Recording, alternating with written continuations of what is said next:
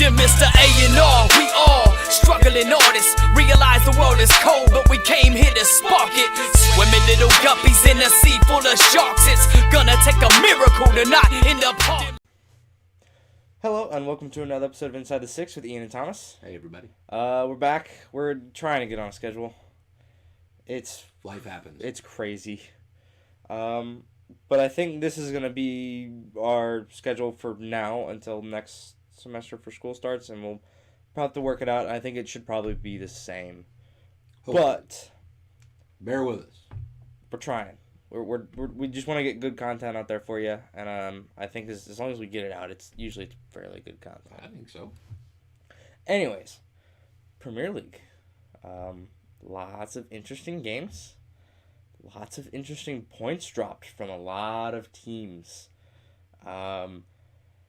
I guess we should probably start with the beginning of the weekend, which, in my opinion, is probably the biggest upset. Well, I guess it wouldn't really be an upset.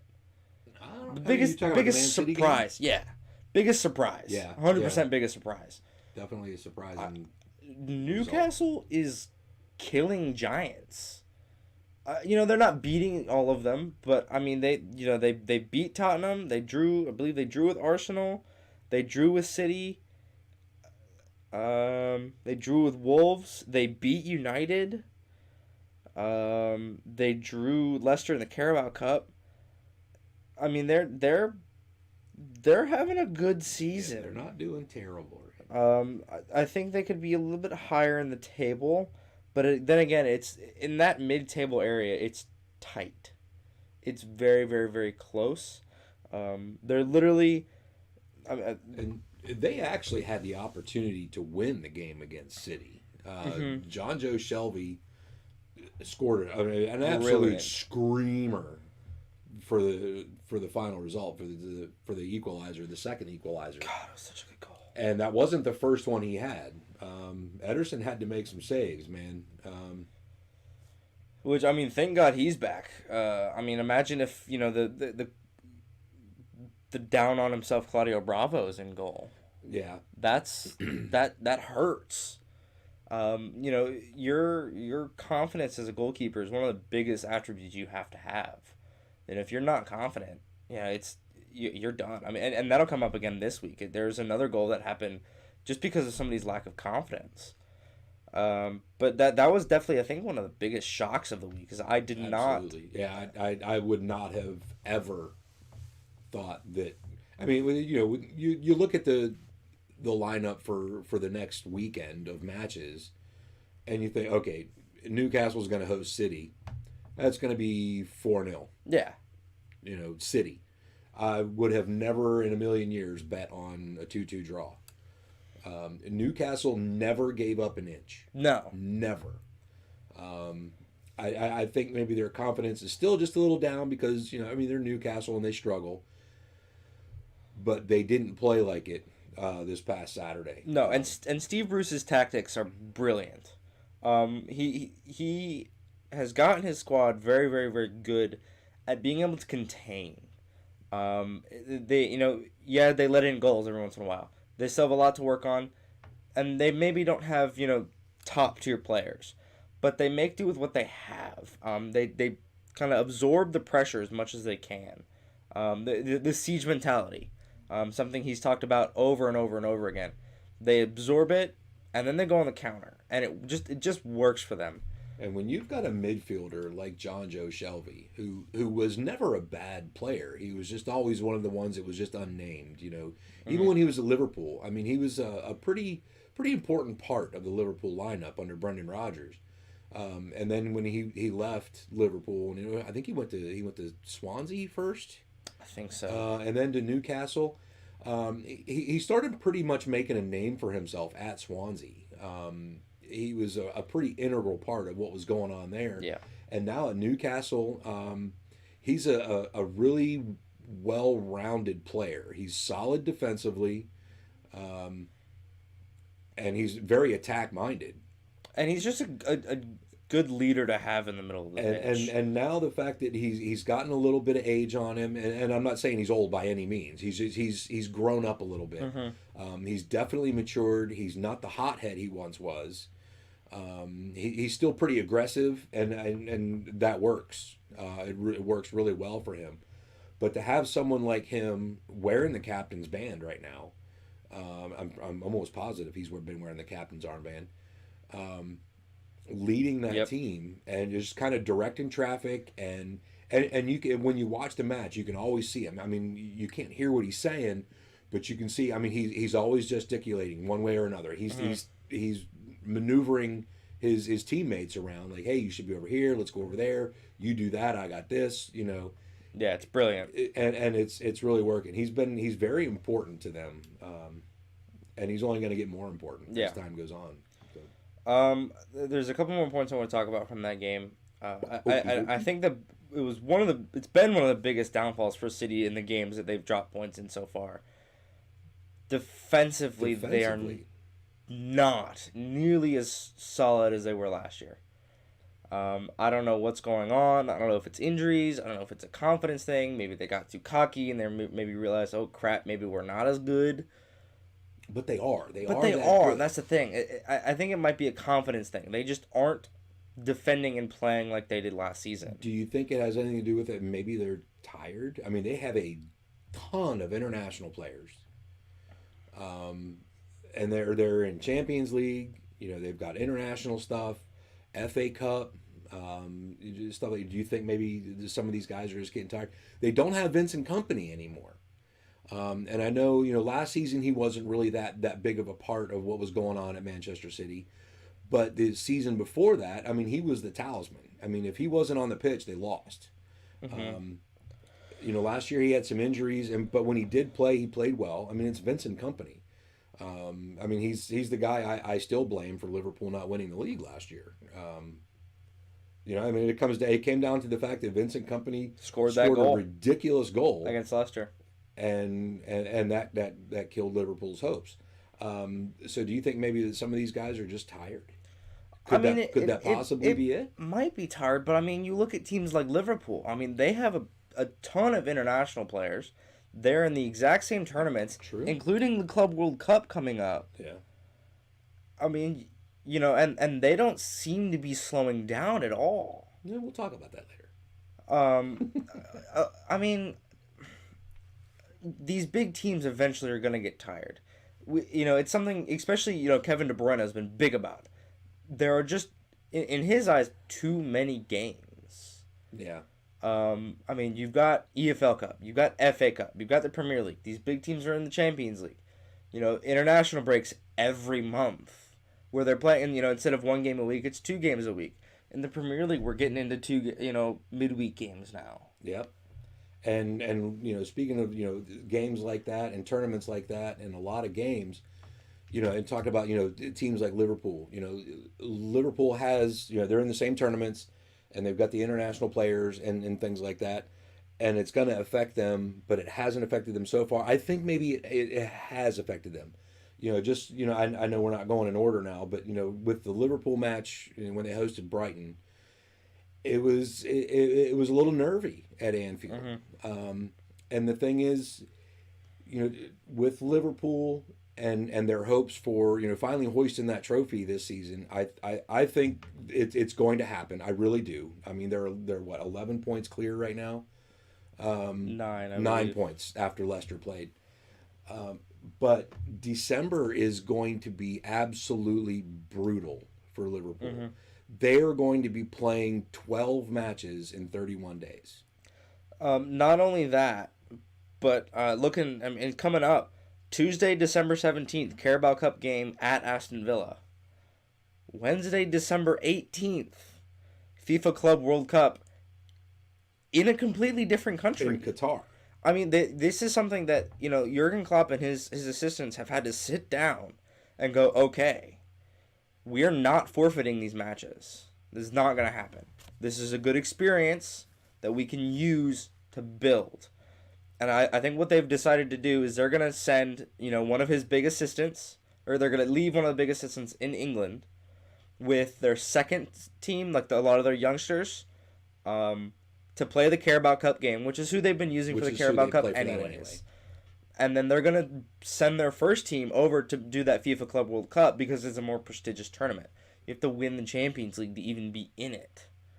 So, but I mean, that's not something I've ever seen. I don't think we've ever heard about this before. You have a match in England on Tuesday and a match on Wednesday in Qatar. It's literally less than 24 hours. It's 22 hours. And it's later. in another time zone. I mean, so you got travel and not to mention, I mean, these guys, if they're going to play Tuesday and then again on Wednesday, there's no break.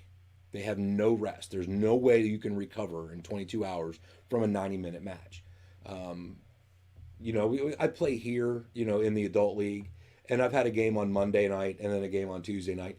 Completely different. Mm-hmm. Very different. I'm not playing anywhere near the level these guys are playing. And I can sub off whenever I want. So I go out, I play 15 or 20 minutes, and then somebody come in and take over for me for another 15 or 20 minutes, and I'll go back out. Luckily, it looks like the FA have kind of, been fairly smart about this. They've decided to postpone their match at West Ham the 21st.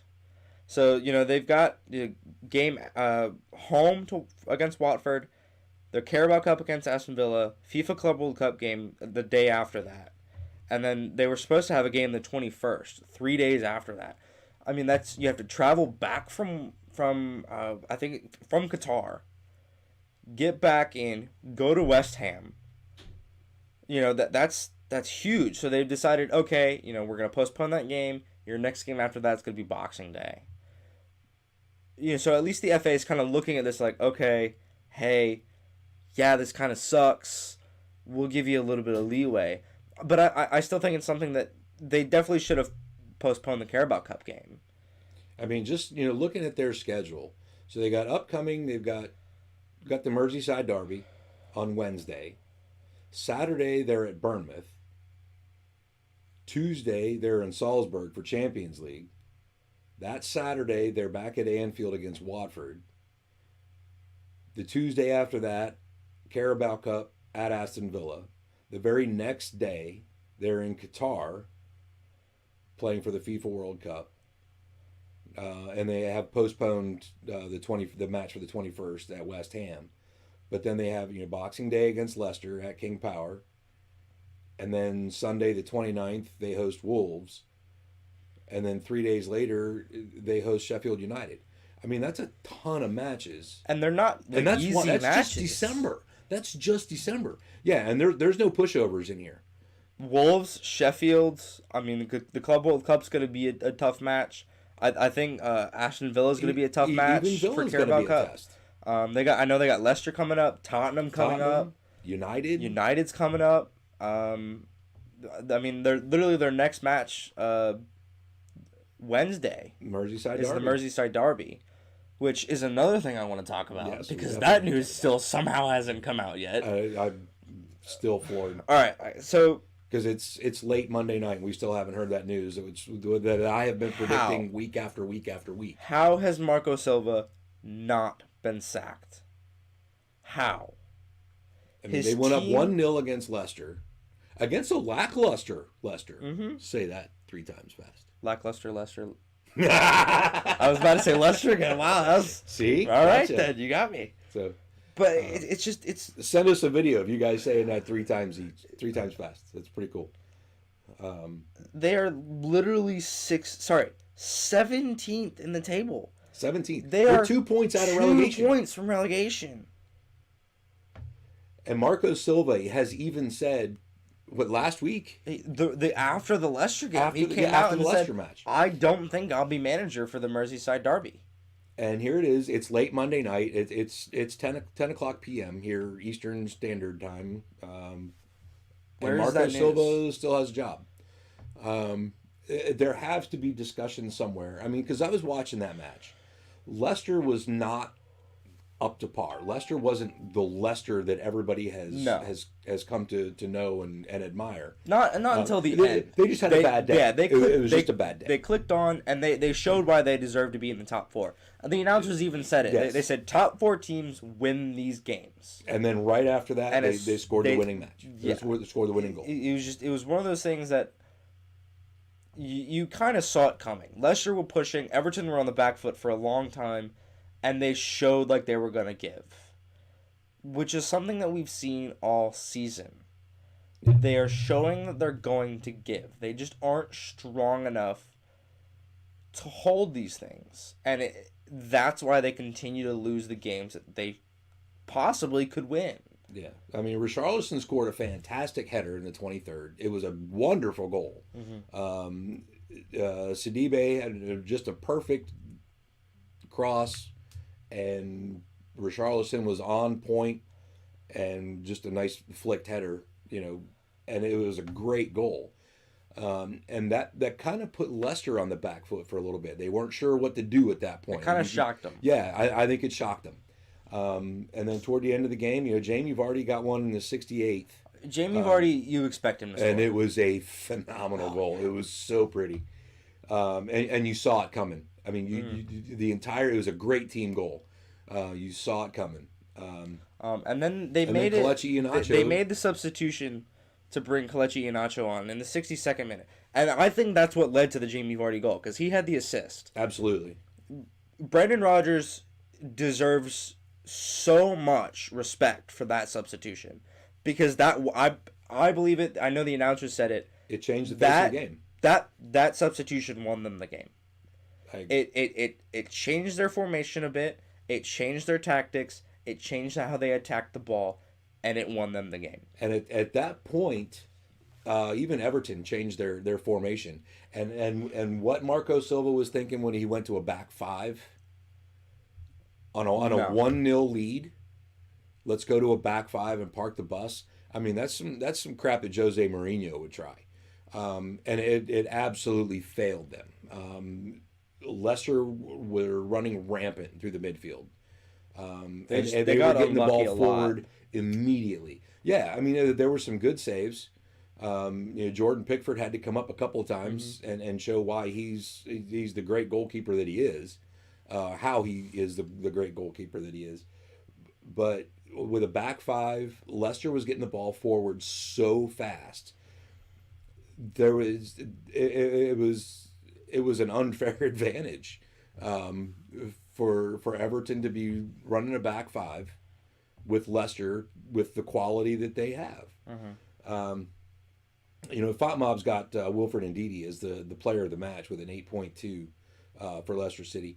I think I don't disagree, but I think another good choice would have been Kelechi Iheanacho, because he changed the game for Leicester. Well, and I think the way that FotMob does it is because he didn't have a lot of time on the pitch. He wasn't able to make a big impact. But he made a huge impact. He had an assist and a goal. But yeah, big props to Brendan Rodgers to see that tactic switch make it and it win them the game. And sometimes you make that tactic switch and it doesn't pan out. But he's always trying these things, and Brendan Rodgers, I think, has the potential to, if he stays at Leicester, he could absolutely build something big. Sure. They're already pressing Liverpool, and I know they're I think it's 8 points behind. I said 9 earlier. They're 8 points behind Liverpool, but they're not stopping. Yeah, 8 points. No, they're not giving up on anything. I mean, top 4 teams win those games. Yeah. Top 4 teams should win the games that City drew this week. City did not look like a top 4 team this week.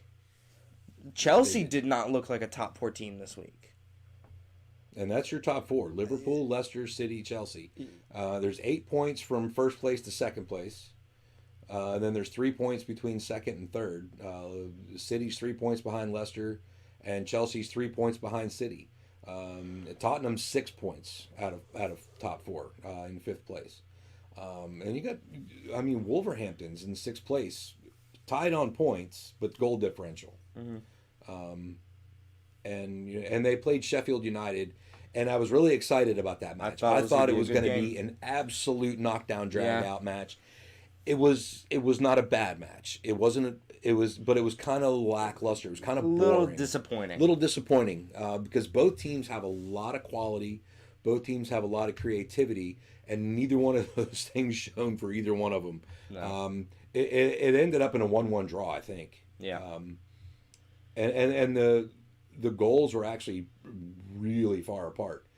Sheffield went up pretty early, if I'm remembering that. Second minute, Lise Mousset, and it was a good goal. And then the equalizer didn't happen until the 64th minute. So I mean, I thought it was. I didn't think it was going to be goal fest, but I thought it was going to be a really good battle of two heavyweight teams. It was kind of a disappointing game, but it ended up being the scoreline that I expected.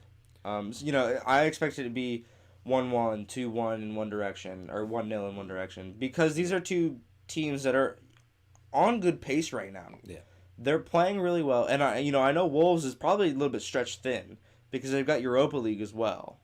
They're doing fairly well in that. I think they're doing better than Arsenal, honestly. I think they are ahead of the table. Yeah, because you got your top four. Tottenham's in fifth. Sheffield or Wolves in sixth. Better than Arsenal in terms of Europa League. Oh, yeah. I don't know where they're at because we don't get those games, unfortunately. Yeah, Wolves are in sixth. Sheffield United's in seventh. Arsenal's in eighth. United in ninth. So that means Ole Gunnar Solskjaer only has a couple more matches to get into the top four. He promised. Because he says he's gonna be top four by Christmas. It's gonna be tough for him. Ooh, that's a good joke. What do they have coming up? Tottenham, City, Everton, and then they've got Europa League, Everton, and then Carabao Cup, Watford. Yikes! And then after that's Boxing Day. I don't see it. No. If anything, they drop more points. Yeah, so Premier League matches, I think they're going to drop points against Tottenham. I would almost guarantee they're going to drop points in the Manchester Derby. It's going to be kind of a fairly even match, I think, on the 15th between United and Everton. Watford could definitely black their eye. I don't see anything that says that couldn't happen. We'll have to see who the new Watford manager is. Watford's they Quique Sanchez. Quique Flores Sanchez? Sanchez Flores, yeah, one of those. He was let go by Watford, and I mean that's one of those. Because they should have beaten Southampton. They should have beaten Southampton. Yeah, they got a little bit unlucky. One of Southampton's goals should have been called back due to a handball. True. Guy literally went.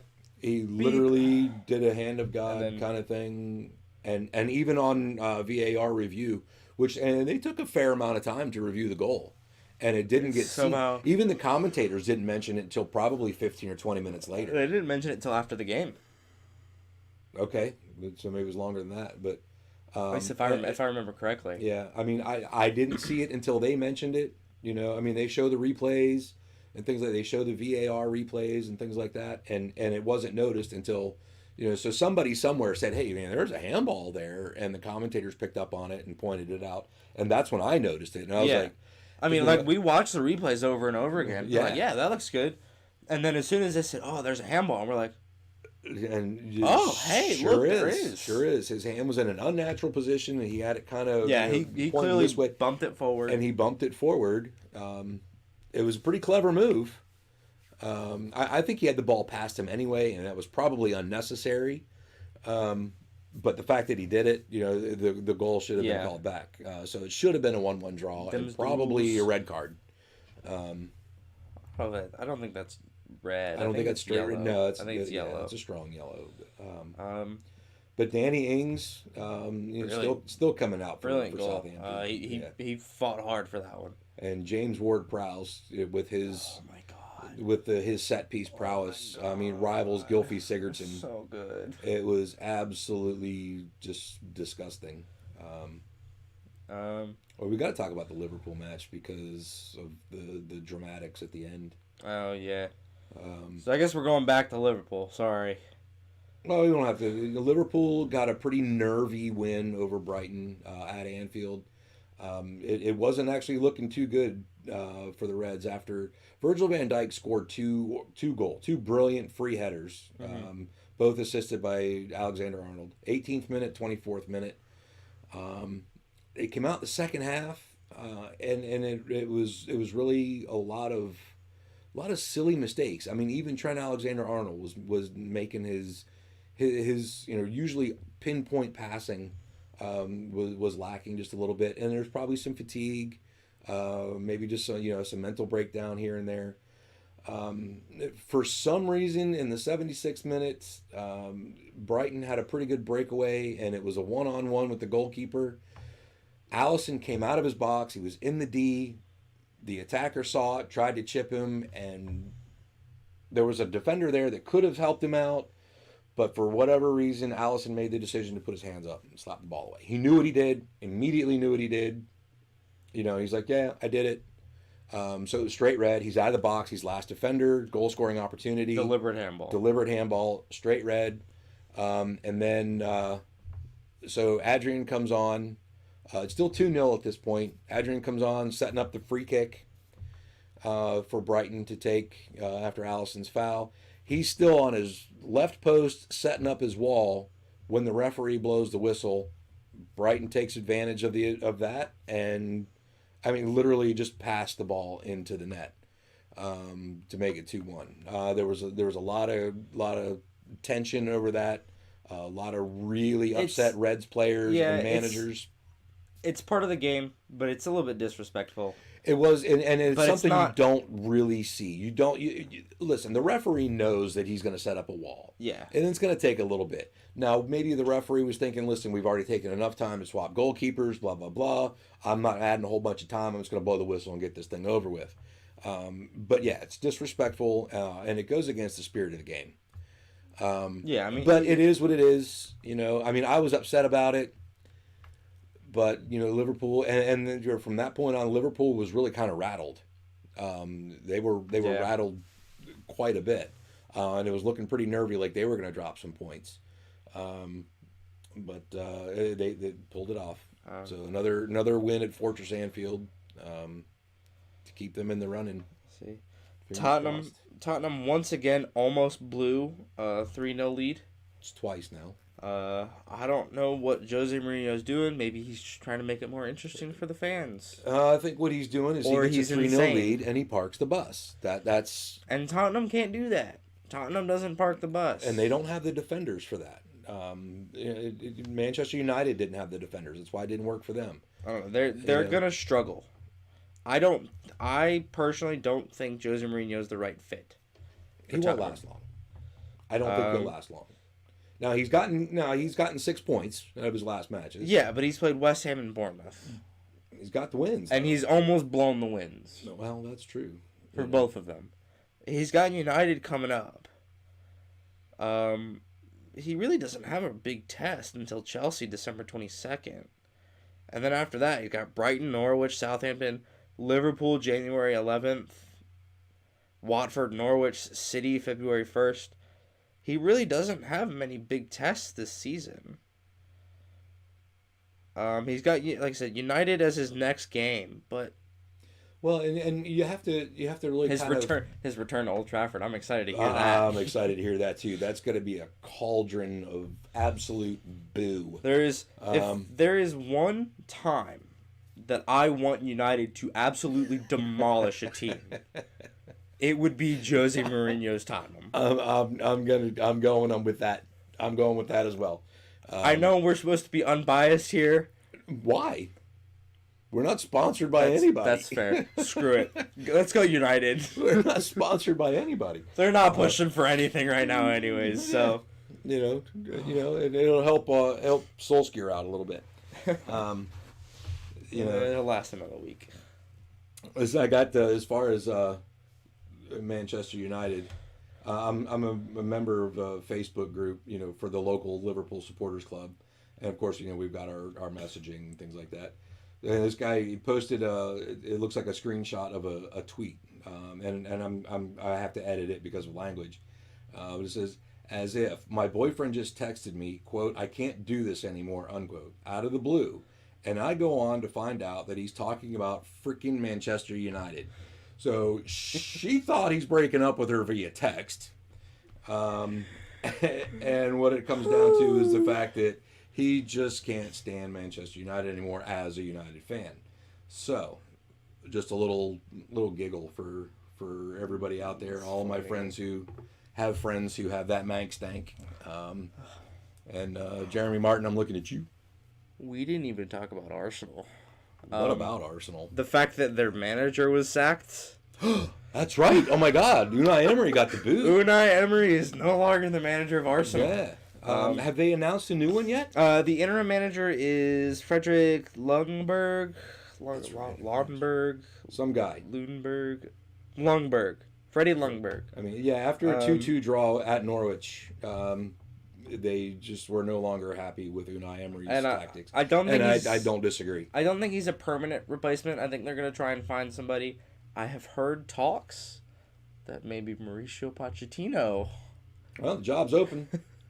That'll bring him straight back to London. Right back to North London. That'll bring him back to London. And he will get a lot of hate from Tottenham fans. Well, I mean, listen, Tottenham fans can't hate him for getting the boot. He deserved it. I don't think he'll do that. I think Poch is a good enough man, and I think he knows that Tottenham fans still respect him. You don't think he'll pull a Jose Mourinho No. and go, I'll never take the Tottenham job? No, I think Poch is a much better man than that. He's a much better person, and I think he respects the Tottenham fans a little bit more than Jose Mourinho respects literally anybody but himself. So, which is one of the reasons I think he's not a good manager. No. He's too busy playing up the theatrics. Yeah. All right, one last game. Man United, Aston Villa. Man United, Aston Villa. This, for me, and I think you said it too, was game of the week. Yes. It was chippy. It was just all over the place, and it was brilliant. I loved it. Jack Grealish oh my God, is going to be a name that you're going to hear a lot in the future. I think it's not going to be long before he gets his first England call up. And I hate to say it, but Aston Villa's actually got some. They've got some money behind them now. So maybe they'll be able to afford to keep him for a while. Yeah. He's a young dude, and when he was first in the Premier League, he was a little bit, he was young and he was cocky. I'm 18 years old. I'm playing in the Premier League. I can do what I want, kind of thing. But now he's a captain. Even his off-pitch activity was a little, according to players' rules and things like that, was a little questionable. But yeah, now he's wearing the captain's armband and he's performing. He's performing well. He's very level-headed. He's very confident, and he's very skilled. And it showed with his goal. Oh, absolutely! Oh my God, what a strike! That goal was. He saw it coming in his mind before it happened. And I think a lot of it has to do with the fact that I think David De Gea just isn't confident right now. That's what I was talking about earlier. The fact that Jack Grealish shot the goal to the upper 90, and David De Gea can only make foot saves. That's another good point. I said it out loud. Prove me wrong. Unfortunately. Change my mind. David De Gea, he kind of looked at it, he goes, oh. Yeah. I mean, he really just kind of watched it. His position wasn't bad. No, he absolutely could have saved that. Yeah, he could have saved 100%. it, but I think he just wasn't ready. He wasn't ready. He needs some milk. He wasn't ready. But the strike was brilliant. Oh, yeah. I mean, he wrapped his toe around it. He found him some space inside, and he took the touch he needed to, and he wrapped his toe around it, and he absolutely belted it. De Gea, could have saved it and probably should have at least put a touch on it, but he didn't make the attempt, really. I mean, he took a step toward it and then just kind of looked and then hung his head in shame, as he should have. Yeah. But Villa deserved the point they got. They deserved the point. I think they deserved more. Yeah. I think they deserved all 3 points, but especially given the fact that at the beginning of the game, Marcus Rashford was just not performing. His first shot of the game was about 15 yards wide. And I'm not exaggerating. He was inside the 18, just outside the 6, had a clear shot on goal, and flubbed his lines badly enough that the ball literally went 15 yards wide of the net. And it didn't get a whole lot better for a while. Manchester United looked discombobulated. They looked confused, very disorganized. And Aston Villa looked the opposite. And Aston Villa looked the opposite. They looked very organized. They looked like they knew what they were doing. They were very aggressive. They were very strong on and off the ball. And it worked. Yeah. It was just good quality football from Villa. Yeah. Yeah, they definitely deserved that point. And Old Trafford, the theater of dreams was pretty quiet. And just the screenshots of Solskjaer during the game, the cameraman shines on the managers here and there, and he looked dazed and confused. He did not know what was happening. Well, I mean, he barely even came out of his box to come to the technical area because he didn't have any advice for anybody. He didn't. I think his time is done at Old Trafford. I think he's not quite experienced enough as a manager. Not for a team not for you as storied as Yes. United. Go. Fans expect more. Go start somewhere. In the lower leagues, like Frank Lampard did, like Steven Gerrard's at now.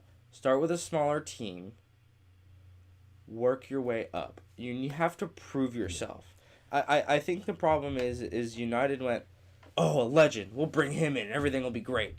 And he had a really, really, really nice honeymoon period where it was just perfect. And then it wasn't. And it hasn't been for a while. Yeah. And United are what, in 8th, 9th right now? yeah. Yes, 9th place. 9th place. Yeah. Not where United should be. I'm not a United fan, but that's not where a team like United should be. They with their history, and they deserve better. Eight points out of the top 4. The fans deserve better. I mean, this is a 170-year-old club, and That has 20 Premier League titles. Yeah. The last time they won it was in 2012, 2013. They should be winning it more often than that. With the talent that they have, the stories that they have, the history that they have, they should be winning it, and they're not. And they're not. I mean, they're getting draws at home against Aston Villa. Again, nothing against Aston Villa. Aston Villa put it to them. Much deserved. And I know you and I talked about you just kind of in passing here and there. That apparently the German national squad. Apparently this is rumor. There's nothing confirmed. It's all conjecture. The German national team is wooing Jurgen Klopp. I hope he doesn't leave. I would understand if he did. He's a legend. He's always going to be one of the favorites at Liverpool because of what he's done there the last couple of seasons with them. But if he leaves, that leaves the door wide open for Stevie G. Yes, it does. So we'll keep our ears open. How interesting would that be? Frank Lampard versus Stevie G again. I think it'd be fun. That'd be a brilliant game. I think it'd be great. But it would it's all conjecture. It's all rumors. I can't find anything anywhere. I heard it somewhere through the grapevine that the German team was looking for Jurgen Klopp to take over, and apparently he's interested. Like I said, I have no confirmations at all. It's all speculative, and it's all just everybody talking out of the side of their mouth right now. But that would be an interesting prospect if Jurgen Klopp does leave. I guarantee you, if they offered Steven Gerrard the job, he would do it in a heartbeat. And I think it'd be really cool for Liverpool because he's in charge of Rangers right now, so he's not at a small club. He's actually he's on one of the big clubs in Scotland right now, so and apparently doing pretty well. Mm-hmm. So anyway, one last thing. Okay. Today, Monday, December 2nd, there was the award ceremony for FIFA. Congratulations to Alisson for winning the Yashin Award, which is the best goalkeeper. It's the very first Yashin Award. And congratulations to Lionel Messi winning a record-breaking 6th Ballon d'Or. Talk about 6, baby. No, congratulations, Leo. That's awesome. I have a question for you. Okay. Do you think Virgil van Dijk should have won it?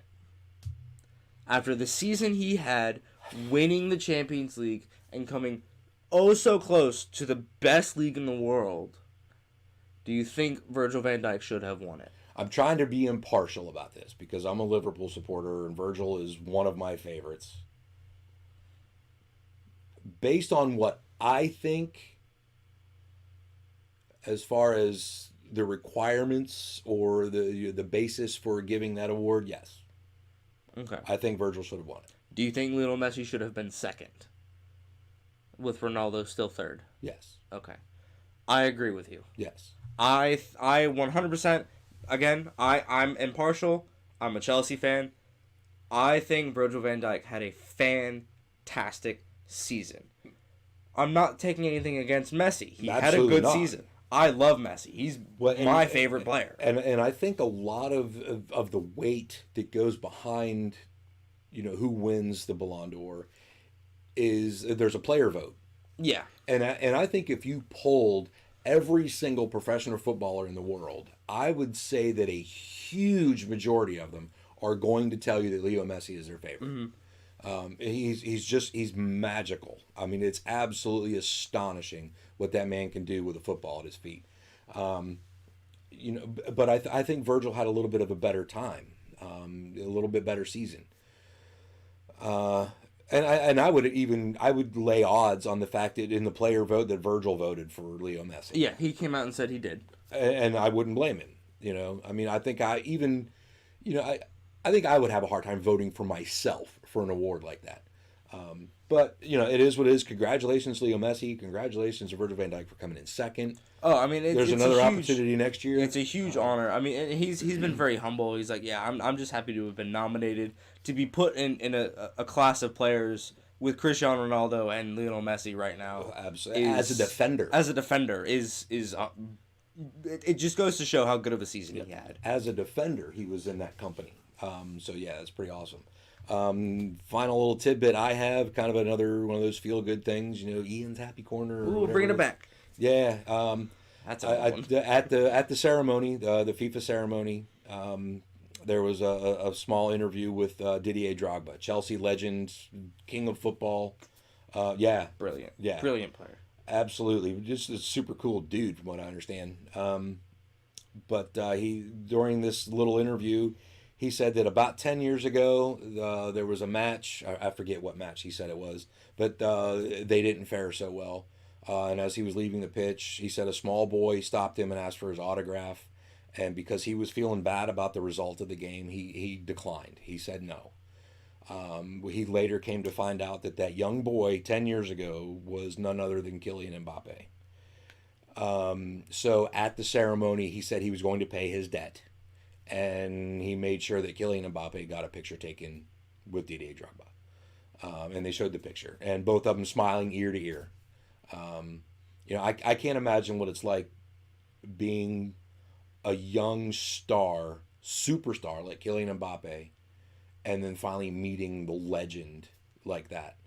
See, and that's the thing is, like, even like if I was ever in a situation like that, I would still be starstruck. Oh, absolutely.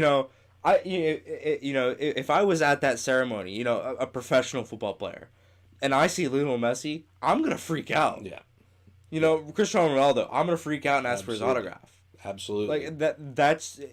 I mean, these are legends in the making still. Yeah, and you could see it on Kylian Mbappe's face that he was starstruck. I mean, this is Didier Drogba.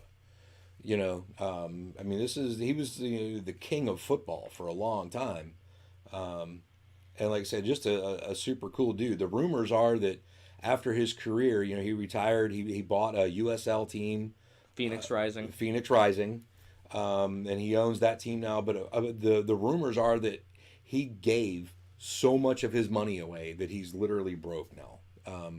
that's the kind of dude He we're actually talking he about. actually had to start playing again. He retired Yeah. and came back to play in the MLS. Yeah. Because he just didn't have money. He'd given it all the way to charity. He'd literally given it away, building hotels and hospitals and schools, and in his home country of Ivory Coast. Ivory Coast. Which I love stuff like that. I love hearing stories of these professional football players who are like, look, These are heroes, man. I have literally achieved every dream I ever could have had. Yeah. I want to give something back. He didn't give something He back. literally gave everything. everything. Yeah, I like hearing that too. I mean, it just makes these guys even better people to me. I mean, I really admire them as footballers. And then when you hear stuff like that, now you admire them as men and as people. Mm-hmm. And it just tells you how awesome football is. So quit watching NFL. It's the greatest sport Watch in the world, some Premier baby. League. If you have to, watch MLS. At least it's football, man. But Might not be good football, but it's football. football. That's what I got. That's all I got. Thanks out. Special thanks to Thomas. He does all the editing, production, uploading, all that stuff. I'm trying. We've still got some bugs to work out, but hopefully here pretty soon we'll have a little bit of a break that we can get to. I got finals some of coming that up, stuff. but Yeah. we're gonna do it. But he takes care of all that, and he has most of the stats memorized and things like that. But anyway, so big thanks to him. He's really the brains behind all this. I'm just a beauty. Don't even look at me. You know it's true. You know it's true. Haters gonna hate, right? Special thanks to our really good friend Macrophonic MC. It's his music at the beginning and the end that you hear. Which, by the way, all of his music just went free. I was just getting to that. He is unfortunately and very sadly retiring from recording. And he has made every single bit of his music for free. So check out the links down there. Yes. You don't even have to pay for it It's anymore. such good music. So it's free. You have no reason not to anymore. You can't tell me you're too broke to do it. Click the links, check out his music, support the guy. He's a really good friend of ours, and he's a super good dude. And a really, really good family man. He's an EMT, all that stuff. But anyway, so check him out. Check out the t-shirt shop. The sticker shop's closed, I think. Yes. But check out the t-shirt shop. I was broken. I don't know what I did wrong. And so send us comments. Tell us what you want to hear, what you want to hear more of. If you have some stats that maybe we've got wrong or missed, whatever, let us know.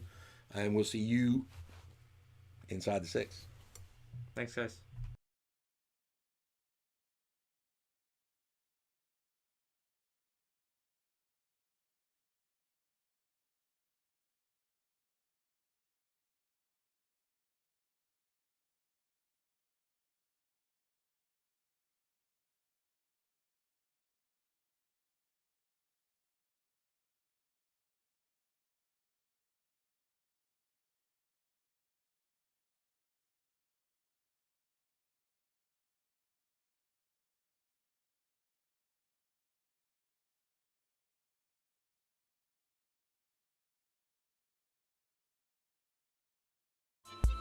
Dear Mr. A&R, we all struggling artists. Realize the world is cold, but we came here to spark it. Swimming little guppies in a sea full of sharks. It's gonna take a miracle to not end up